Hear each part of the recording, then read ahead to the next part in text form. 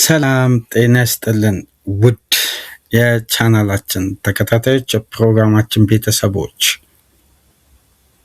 ይህ አብዲራዋ ቲዩብ ነው። ፕሮግራማችንን እነሆ በሁለተኛ ክፍል በዕለተ ማክሰኞ ወደ እናንተ በድጋሚ መተናል።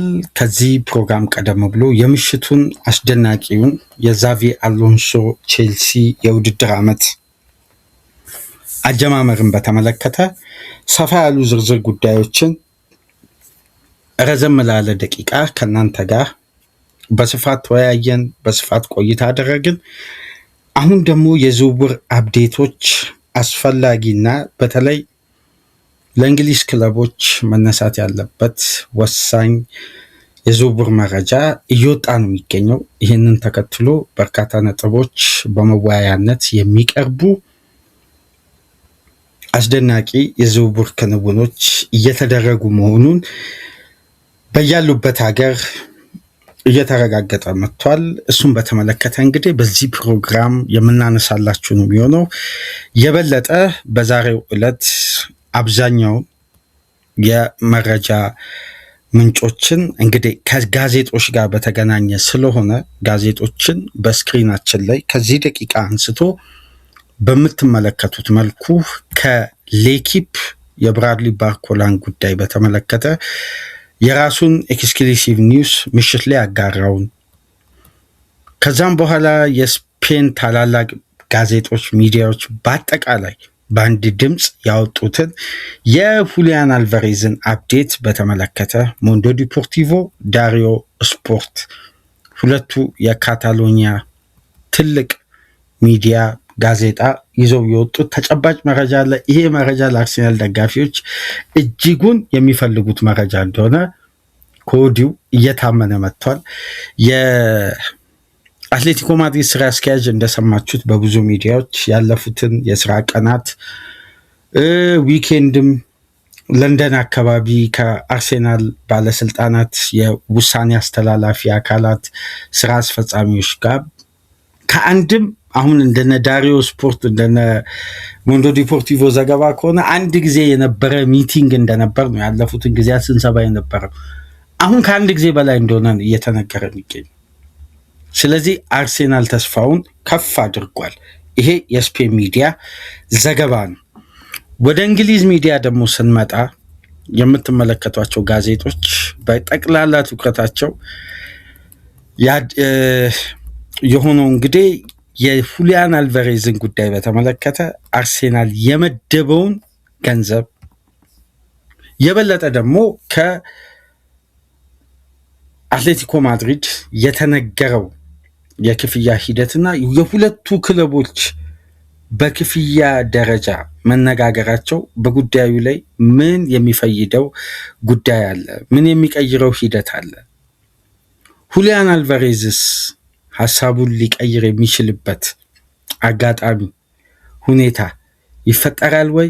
እስቲ በዚህ ፕሮግራም አስፈላጊውን አፕዴት ወደ እናንተ የምናደርስ ነው የሚሆነው። እናንተ ከኛ ጋር ቆይታ እንድታደርጉ በተጨማሪ እየጋበዝን ሌላኛው ከምናነሳቸው ነጥቦች መካከል ሊቨርፑል 3 ተጫዋቾች ወይ 2 ተጫዋቾች ከ2 እስከ 3 ተጫዋቾችን የሚያስፈርም ከሆነ ለኮርሊ ጋክፖ ፍቃድ እንደሚሰጥ ወደ ቶትናም እንዲዘዋወር ሂደቶችን እንደሚጀምሩ ማሳወቃቸውን ተከትሎ ቶትናም ለተጫዋቹ አስተማማኝ ክፍያ ለመክፈልም ለማቅረብም መዘጋጀቱን ያለፉትን ቀናት ስንሰማ ነበር።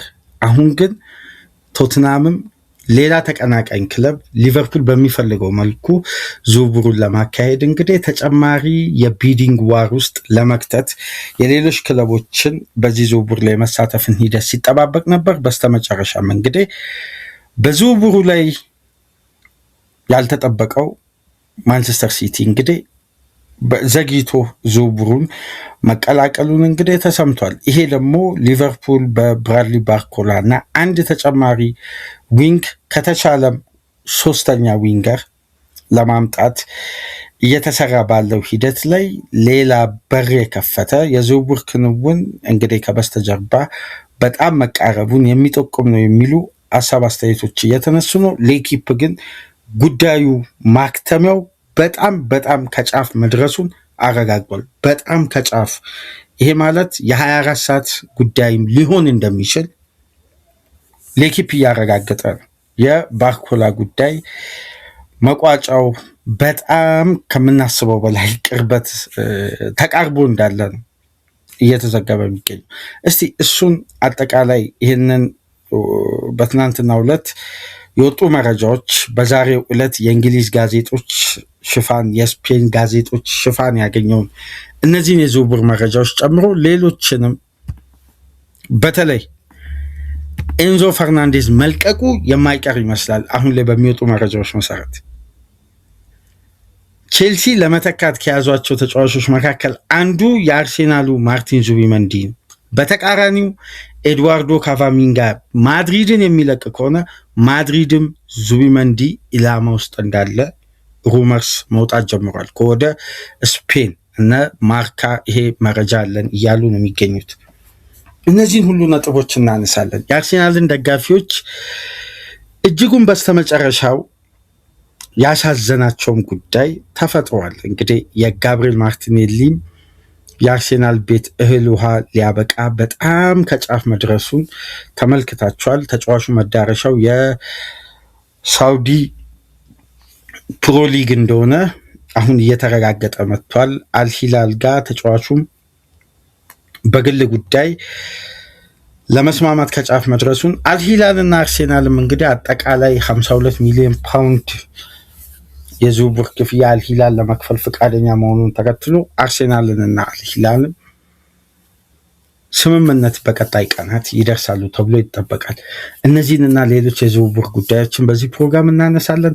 እናንተ ይህንን ፕሮግራም ግን ላይክ አድርጉ። ላይክ ስታደርጉ ተጨባጭ መረጃዎችን ከነማረጋገጫቸው ይዘንላቸው የመጣ ነው ፕሮግራም ለበርካታ የእግር ኳስ ቤተሰብ ተደራሽ ስለሚሆን ላይካችሁ ያስፈልገናል። ላይክ አድርጉ። አዲስ ከሆናችሁ ደግሞ ሰብስክራይብ በማድረግ ቻናላችንን ተቀላቀሉ። ቤተሰብ እንድትሆኑ የአክብሮት ግብዣችን ነው። ሰፊ ጉዳዮችን፣ እግር ኳሳዊ ክንውኖችን የምንወያይበት ቻናል ስለሆነ ሰብስክራይብ ዳርጋችሁ ቻናላችንን ተቀላቀሉ። ይህንን ፕሮግራም ከሀገር ውጭ በባህር ማዶ የምታደምጡ በሱፐር ስቲከር፣ ሱፐር ቻት፣ ሱፐር ታንክስ ድጋፍ ማድረጋችሁ እንዳትረሱ። በትናንትናው ዕለት ግን ልዩ ምስጋና የምናቀርበው ውድ አድማጫችን አለ። ይሄ ቻናል እንደ ቻናል እዚህ ደረጃ እንዲደርስ ትልቅ አስተዋጽኦ ካደረጉ ለቻናላችን ምሰሶ ከሆኑ አድማጮች መካከል አባይ እንግዲህ ግንባር ቀደም ከፊት የሚቀመጥ ነው። ቻናላችንን በልዩነት ከጀመርንበት ጊዜ አንስቶ በዚህ ዩቲዩብ ቻናል እንግዲህ ያለማቋረጥ ከፍተኛ ድጋፍ በማድረግ ያውም የድጋፉን መጠን በቃላት የሚገለጽ አይደለም። በጣም ከፍተኛ ድጋፍ እያደረገ ከቻናላችን ጎን በመቆም እንግዲህ ቻናላችንን እያበረታታ በዚህ ደረጃ በንቃት እንድንሰራ ከጎናችን የቆመ ምርጥ አድማጫችን ነው። በትናንትናውም ዕለት በልዩነት ድጋፉን በድጋሚ ለቻናላችን ማድረስ ችሏል። አባይን በቻናላችን በቤተሰቦቻችንም በአድማጮችም በሁሉም ማመስገን እንፈልጋለን።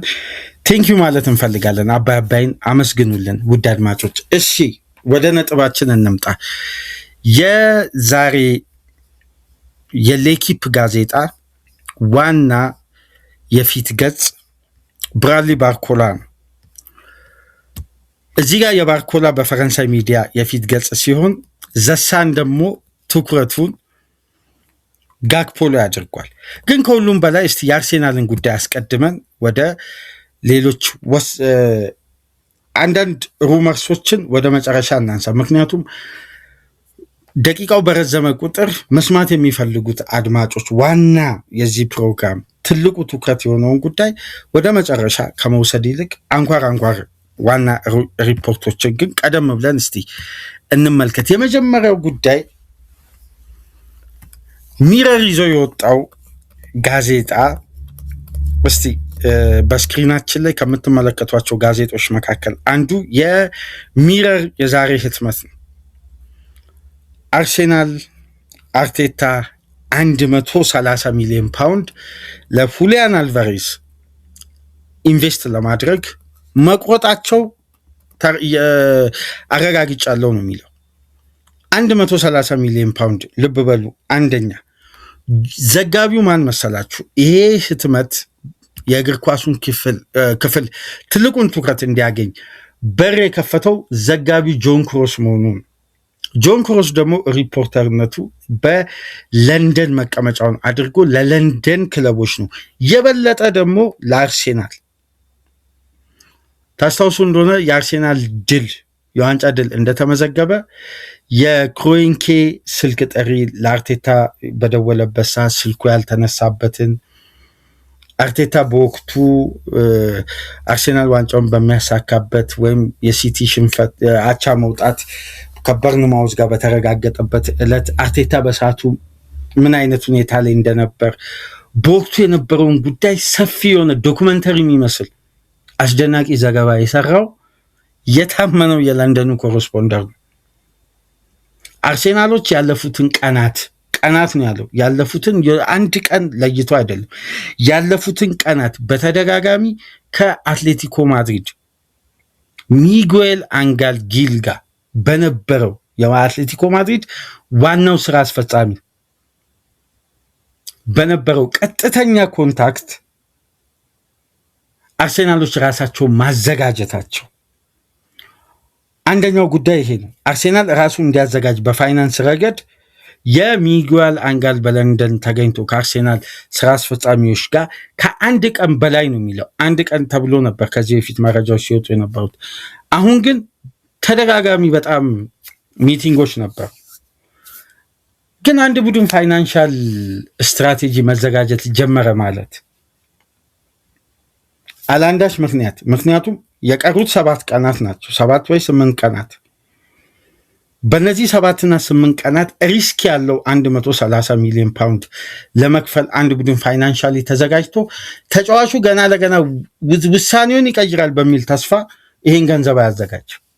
ምክንያቱም ገና ረጅም ጊዜ ቢኖር ወይም 1 ወር 15 ቀን ከዛ በላይ ቢኖሩ ሊቀይር ይችላል የሚል ሁኔታን አርሴናሎችን እንዲዘጋጁ ሊያደርግ ይችላል፣ በር ሊከፍት ይችላል። በቀጥታ ከአርሴናል ዋና ስራ አስፈጻሚዎች ፋይናንሻሊ አርሴናል በጀቱን አጽድቋል ለሁሊያን አልቫሬዝ እንዲከፈል። እንደውም የጆን ክሮስ ዘገባ ላይ ምን ተመለከትኩ መሰላችሁ? ይሄ ተጫዋች መጥቶ በሚፈርመው ኮንትራት ልክ ሳይሆን አሁን አትሌቲኮ ማድሪድ እና አርሴናል መካከል ያለው የፋይናንስ ድርድር የተርም ክፍያው እንደ ተጫዋቹ ውጤታማነት በተለይ በዚህኛው የዝውውር መስኮት እንበልና ሁሊያን አልቫሬዝ ለአርሴናል ቢፈርም አርሴናል 130 ሚሊዮን ፓውንድ አትሌቲኮ ማድሪድ የሚፈልገውን ትሪጋር ቢያደርግ እንበል፣ ከዛም ዋጋ ሊቀንስ ይችላል፣ አይታወቅም። አሁን ላይ እንደሚወጡ መረጃዎች ከሆነ ነው። አርሴናል ለምሳሌ 50 ሚሊዮን ፓውንድ የተርም ክፍያ በዚህ ሳመር ቢከፍል እንበል፣ ለምሳሌ በዚህኛው የውድድር ዓመት ተጫዋቹ ሻምፒየንስ ሊግ ካገኘ ቀጣይ ዓመት የሚከፍለው የዚህኛውን ክፍያ እኩል ነው፣ በቀጥታ የሚፈጽመው ነው የሚለው። ስለዚህ አሁን የሚከፈለው ኢኒሻል ክፍያ በተጫዋቹ ስኬት ልክ የሚጨመር 15% የሙሉ ክፍያውን ከቨር የሚያደርግ 50 ሚሊዮን ፓውንድ አሁን ከተከፈለ አርሴናል ሻምፒየንስ ሊግ ካገኘ ቀጣይ ሳመር አርሴናል ለተጫዋቹ ኮንትራት የሚከፍለው ስንት ነው? 50 ሚሊዮን ፓውንድ ላይ 15% ጨምሮ እንደዛ እያደረገ ጭምር ለመክፈል። ይሄ ምሳሌ ነው። መነሻ ክፍያው ለምሳሌ 25 ሚሊዮን ፓውንድ ከሆነ በቀጣይ ሳመር አርሴናል የሚከፍለው 30 ሚሊዮን ፓውንድ ይሆናል ማለት ነው። በዚህ ስቴፕ ስትራክቸር ጭምር ተነጋግረዋል ነው እየተባለ የሚገኘው። የጆን ክሮስ ዘገባ አንድ የዴሊ ስታሩንና የሚረሩን ዘገባ ተመለከታችሁ። ሁለቱም በአንድ አይነት ጻፊ የጆን ክሮስ ዘገባን ነው ሁለቱም ጋዜጦች የ130 ሚሊዮን ፓውንድ ፓኬጅ እና ሜጋ ዲል የፕሪሚየር ሊጉ የምንጊዜም ከፍተኛ ክፍያ ለመፈጸም አርሴናል እንግዲህ ቆርጧል፣ በጀቱን አዘጋጅቷል። ፋይናንሻሊ በጀቱን ስራ አስፈጻሚዎች አስድቀዋል። የክሮንኬ ቤተሰቦች ይሄን ጉዳይ ተስማምተውበታል ነው እየተባለ የሚገኘው። አንደኛ ይሄን ጉዳይ ያዙና ወደ ዳሪዮ ስፖርት ጋዜጣ ልውሰዳችሁ። ይሄን ጋዜጣ ተመልከቱት። ዳሪዮ ስፖርት ነው ያወጣው። እዚህ ጋዜጣ ላይ የተመለከትነው ጉዳይ ግን ለአርሰናል ደጋፊዎች በዚህ የዝውውር መስኮት የራሳችንን ግምት ስናስቀምጥ እንጂ እውነታ በወቅቱ ያልነበረው ጉዳይ አሁን እውን ሊሆን ጭላንጭል ተስፋን መፍጠር የጀመረበት ሂደት ነው አሁን ላይ እየተካሄደ የሚገኝ። ምን መሰላችሁ? አትሌቲኮ ማድሪድ ከሰሞኑን እዚህ ዳሪዮ ስፖርት ጋዜጣ ላይ ከተያዙ ነጥቦች መካከል የባርሳ የመጨረሻ ጥረት ይኖራል ብለው የጠበቁት ጊዜ አለፈ ይላል። ስለዚህ ባርሳ ይመለሳል የሚል የተወሰኑ ጭላንጭል ተጫዋቹ ተስፋ ሳይቆርጥ ወደ ባርሳ መሄድ ነው የምፈልገው የሚለው ያለፈው ሳምንት ተመልክታችኋል። አንድ ክለብ ደጋፊ በዛ ልክ ጮ አንድ ተጫዋች በምንም ተአምር እዛ ክለብ ውስጥ አይቆይም። ክለቡም እንዲህ አይነት ተጫዋች ይዞ የክለቡን ትልቁን ሀብት የሆነውን ደጋፊን ደግሞ በተጫዋች ምክንያት የክለቡን ሀብት መነጠል አይችልም። የበለጠ እንደውም እንደዚህ አይነት ትርፋማ ገቢን የሚያመጣ ከሆነ መሸጥን ነው የሚያስቀድሙት። መጀመሪያም ለመሸጥ እነሱ ፍላጎት አላቸው ከስፔን ክለብ ውጭ። ይሄን የዝውውር መስኮቱ ሳይከፈት በፊት የሚታወቀው የአትሌቲኮ ማድሪድ አቋም ነው። ባርሳ ይዞ ይመጣል ብለው የጠበቁት ኦፈርና ባርሳ ከዚህ በፊት አቅርቦ ለማሻሻል ያሰበው ኦፈር እንኳን ከአርሴናል አንጻር በጣም ከፍተኛ ጋፓል። ባርሳ 100 ሚሊዮን ዩሮ ነው አስታውሱ ማቅረብ የቻለው መጀመሪያ 86 ሚሊዮን ፓውንድ፣ አሻሽሎ የሚመጣው 100 ሚሊዮን ፓውንድ ነው። አርሴናል ደግሞ ለመክፈል ፈቃደኝነቱን ያሳየው ከ130 ሚሊዮን ፓውንድ ጀምሮ ነው የሚባለው። ስለዚህ የአትሌቲኮ ማድሪድም ይሄ እንደነ ኢሳቅ እንደተለያዩ ተጫዋቾች አይሸጥም አንሸጥም በሚል አቋም ቆይተው ሁሌም ዝውውሮች የሚገመቱት ምንድነው መጨረሻ ላይ ሁለቱ ክለቦች ይስማማሉ የሚል ነው። አትሌቲኮ ማድሪድ ግን አቋሙን ለማረጋገጥ ሲል የባርሳን የመጀመሪያውን ሬጂስትሬሽን ቦክስ ከናካቴው አጥፍተውታል ነው እያለ የሚገኙ። በተለይ ይሄ ውሳኔ እንዲተላለፍ በር የከፈተው ይላል አርሴናል ፍላጎቱን አንጸባረቀ እንጂ ፋይናንሻል ድርድር ለማድረግ እስካሁን የተወሰኑ ሂደቶችን በር አልከፈተም ነበር። አሁን አርሴናል በር ከፍቶ ፋይናንሻሊ መደራደሩን ከተመለከቱ በኋላ የአትሌቲኮ ኃላፊዎች በአጠቃላይ ከባርሳ ጋር ድጋሚ በአደራዳሪ አካላት እንኳን ሊፈጠር ይችላል የሚለውን ተስፋ ከናካቴው በሩን ዘጉት። ካሁን በኋላ አትሌቲኮ ማድሪድ እና ባርሳ መካከል ምንም አይነት ድርድር እንደማይደረግ ነው ዳሪዮ ስፖርት የገለጸው። ይሄ ደግሞ ከምን መመዘኛ ነው? ሚጉኤል አንጌል በለንደን ተገኝተው ከአርሴናል ስራ አስፈጻሚዎች ጋር ፊት ለፊት ከተደራደሩ በኋላ ከባርሳ የሚባል ክለብ ጋር ድጋሚ ወደ ጠረጴዛ የሚወስደን ጉዳይ የለም ብለው 4 ነጥብ ላይ ደረሱ። ምክንያቱም አሁን ሪሊስ ክሎዙን 500 ሚሊዮን ዩሮ እንደሚሉት ለስፔን ክለቦች ትሪግ ያድርጉ እንደሚሉት በዛ ዋጋ እንደማይሸጥ ሁሉም ያውቃል። ባርሳ ግን የአርሴናልን ያክል እንደማይከፍልም አትሌቲኮ ማድሪድ ያውቃል። የመሸጥ ያለመሸጡ ጉዳይ እንዳለ ሆኖ ማለት ነው። ሁለተኛ ጉዳይ እዚሁ ዳሪዮ ስፖርት ላይ የተመለከትነው ሌላኛው ነጥብ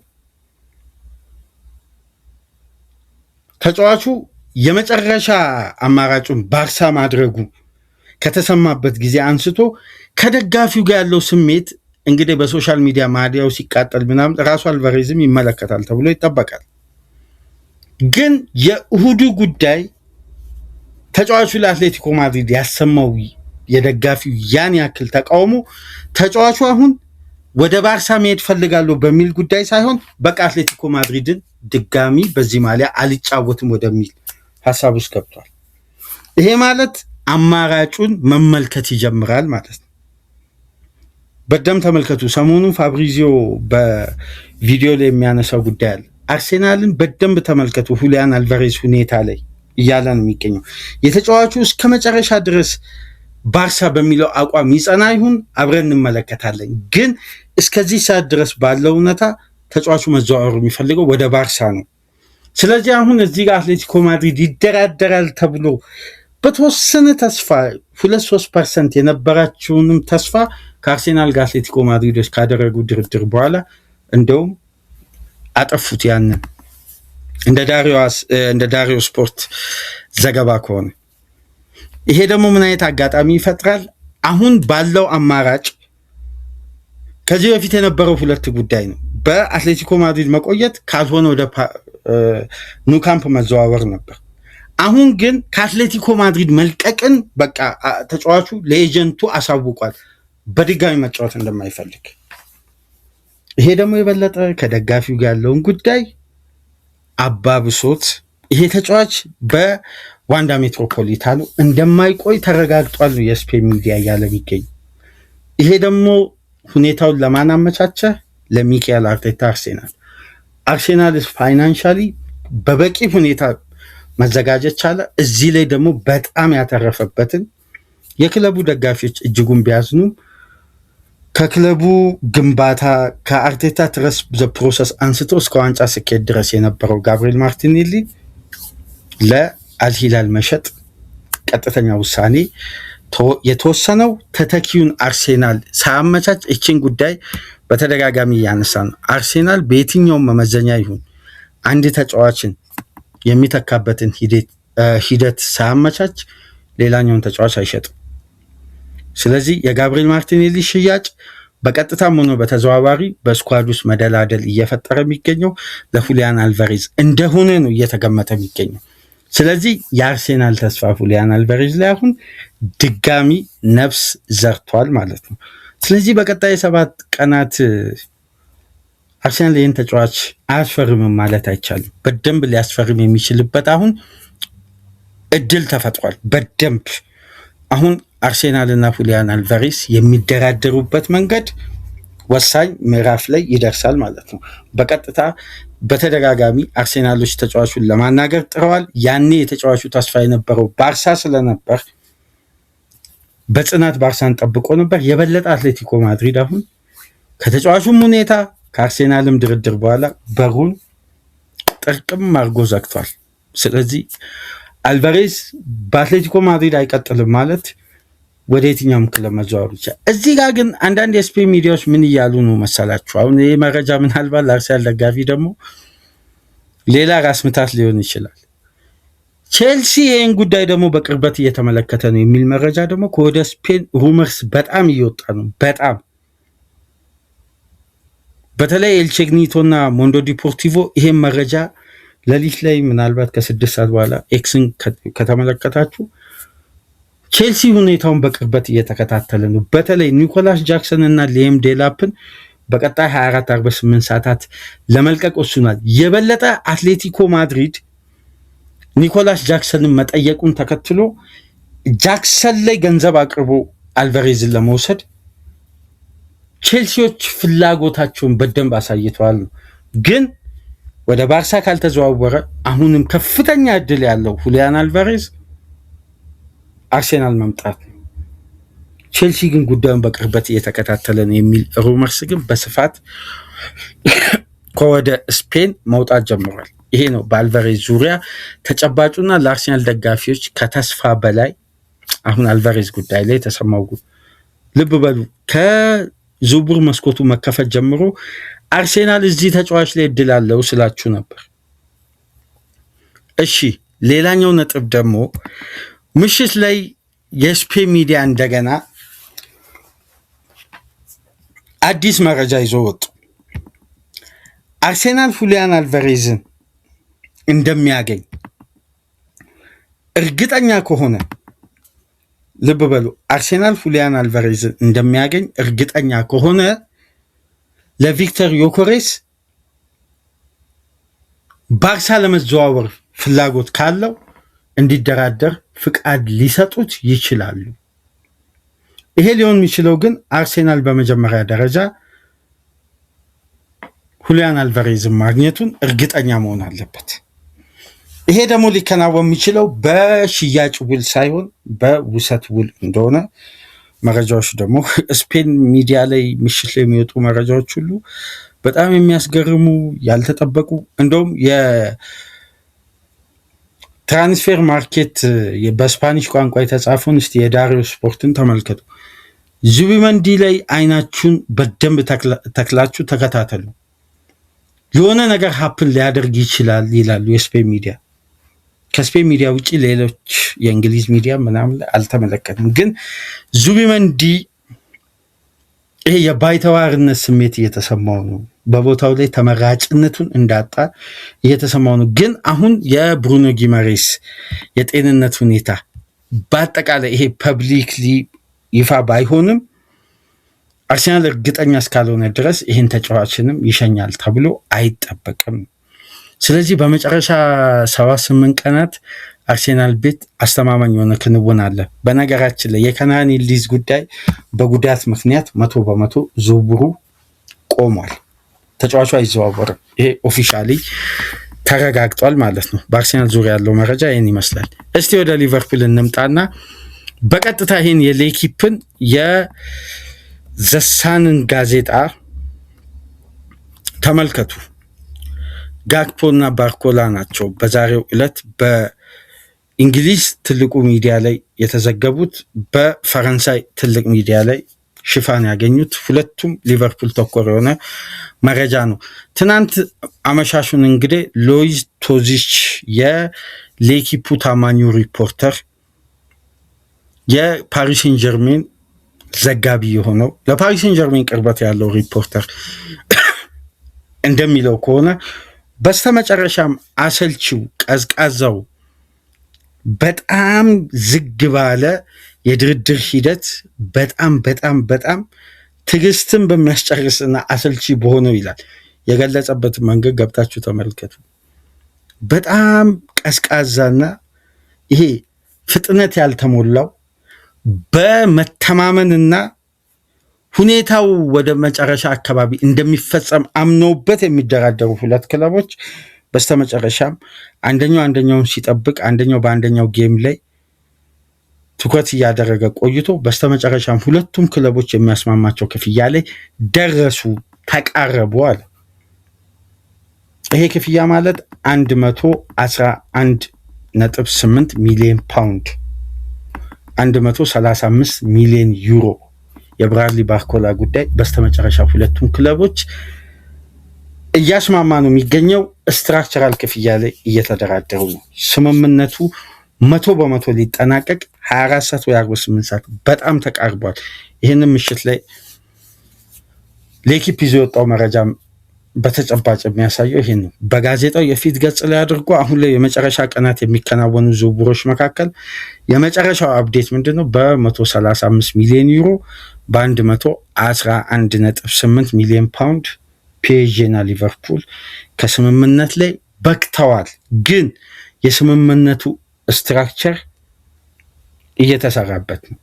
ስለዚህ በቀጣይ ሁለቱም ክለቦች ይፋ ያደርጋሉ። ስምምነቱ ግን ኦልሞስት ደን እያሉ ነው የሚገኙት ሌኪፕ እና የፈረንሳይ ሚዲያ።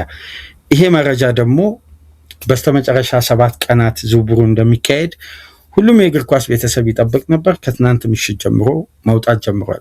በዛሬው ዕለት ምናልባት የነ ፋብሪዚዮ ሂርዊጎ ይጠበቃል። ግን ከዛ በፊትም ሌሎች ሂርዊጎ ሊኖር እንደሚችል መጠበቅ አለብን። ምክንያቱም